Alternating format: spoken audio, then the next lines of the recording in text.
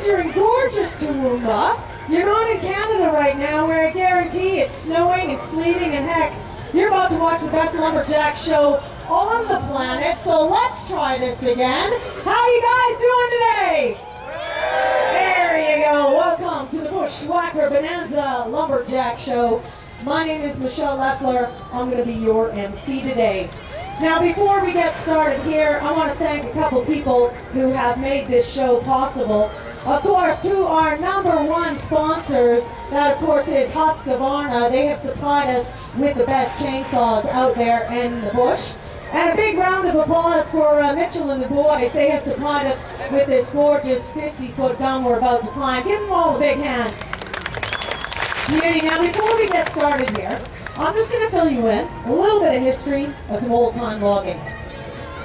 During the early 1900s, towns and cities were rapidly growing in the West due to the gold rush. Building materials were needed to meet with these construction demands. These materials were found in the forests of British Columbia. Now, this created lots of opportunities for those who were willing to work hard. These men were called lumberjacks. They lived out in the logging camps where the logging was taking place. They worked for just a few dollars a day, and that work was extremely dangerous. So the trees were felled and limbed and then transported to the nearest rivers and lakes using horses, oxen, and log sheets. They were then floated to the nearest sawmills where they'd be cut into lumber. Right, so these guys, they would work really hard for weeks on end until payday came around. And then it was time to go into town and let off a little steam.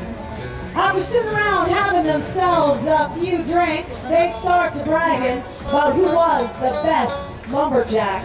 Now, of course, there was only one way to settle this, a lumberjack competition. And that is where all of you out there are going to come into play. Are you ready?